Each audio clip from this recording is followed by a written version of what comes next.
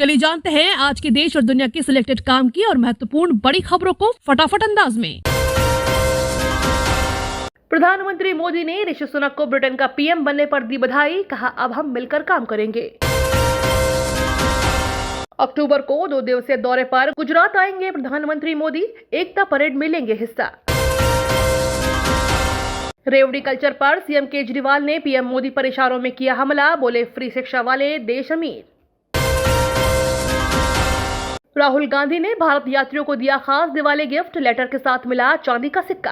कांग्रेस नेता राहुल गांधी ने दिवाली पर भारत जोड़ो यात्रा में उनके साथ चल रहे भारत यात्रियों और यात्रा के शिविर में काम करने वाले चालकों और कर्मियों को चांदी के सिक्के और मिठाइयां भेंट की। उन्होंने कहा कि बात मत कीजिए, काम कीजिए, वादा मत कीजिए, साबित करके दिखाइए। गुजरात विधानसभा चुनाव जीतने के लिए बीजेपी की तैयारी, शाह के मास्टर प्लान में कई बदलाव। जानकारी के मुताबिक 27 से 29 अक्टूबर को बीजेपी की ओर से नियुक्त ऑब्जर्वर सभी असेंबली सीटों पर कार्यकर्ताओं और लोकल वेल विशर्स का फीडबैक लेंगे। इस फीडबैक की बुनियाद पर ही उम्मीदवारों के सिलेक्शन में वरीयता दी जाएगी, जबकि नेगेटिव फीडबैक मिलने पर टिकट कटने की संभावना बढ़ जाएगी। देहरादून में खंडूरी सरकार में बनी प्रादेशिक सेना को नहीं दिया जाएगा बंद, रक्षा मंत्री को लिखा गया पत्र। प्रदेश के गढ़वाल और कुमाऊं मंडल के बंजर पहाड़ों को हरा भरा करने के लिए प्रदेश के पूर्व मुख्यमंत्री भुवन सिंह खंडूरी की सरकार में गढ़वाल में 127 इन्फेंट्री बटालियन प्रादेशिक सेना इको टास्क फोर्स का गठन किया गया था, जबकि कुमाऊं मंडल के पिथौरागढ़ में 130 इन्फेंट्री बटालियन ईटीएफ का गठन किया गया। नीतीश बोले छठ पर बिहार के लिए बढ़ाई जाएगी ट्रेनों की संख्या, मुख्य सचिव ने रेल मंत्रालय में की बात। विमान सेवा से जुड़ेंगी 2 लेक सिटी, 1 नवंबर से शुरू होगी उदयपुर टू भोपाल फ्लाइट। उम्मीदवारों को मतदाता सूची देने के खिलाफ याचिका, सुप्रीम कोर्ट ने भेजा केंद्र और ईसी को नोटिस। किसानों का बड़ा ऐलान, 26 नवंबर को देश भर के राजभवनों तक करेंगे मार्च। 14 को दिल्ली में बड़ी बैठक। पंजाब और हरियाणा समेत कई राज्यों के किसानों ने नवंबर 2020 में दिल्ली की सीमाओं पर केंद्र सरकार के 3 कृषि कानूनों के खिलाफ आंदोलन किया था। किसानों की मांग पर केंद्र की मोदी सरकार ने नवंबर 2021 में कृषि कानूनों को वापस ले लिया था। इधर भारत में थी दिवाली, उधर चीन में मची थी आर्थिक दहशत, बिखर गया शेयर बाजार। सत्ताधारी कम्युनिस्ट पार्टी के 5 साल पर हुए सम्मेलन के बाद चीन के शेयर मार्केट में बड़ी गिरावट देखने को मिली है। आने वाले दिनों में विदेशी निवेशक भारी बिकवाली कर सकते हैं। पिछले दिनों चीन ने अपने सकल घरेलू उत्पाद के आंकड़े को देर से जारी करने का ऐलान किया था। चीन की धमकी के आगे झुकेगा नहीं ताइवान, ताइवान पूरे जोश में। चीन के बढ़ते खतरे के मद्देनजर ताइवान को अपने रक्षा बजट में वृद्धि करनी पड़ी है और सभी ताइवानी पुरुषों के लिए एक निश्चित अवधि के लिए राष्ट्रीय सेवा को अनिवार्य किया गया है। डर्टी बम पर रूस का बड़ा दावा, परमाणु धमाके से बदनाम करने की साजिश।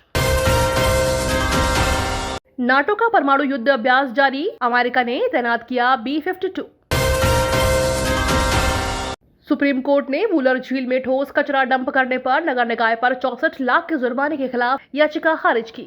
सुप्रीम कोर्ट ने कश्मीर में वुलर झील के जलग्रहण क्षेत्र में ठोस कचरे के डंपिंग से संबंधित मामले में उस अपील को खारिज कर दिया जिसमें नगर निगम बांदीपोरा पर 64 लाख रुपए के जुर्माने के जम्मू कश्मीर राज्य प्रदूषण नियंत्रण समिति के आदेश में नेशनल ग्रीन ट्रिब्यूनल ने हस्तक्षेप करने से इनकार कर दिया।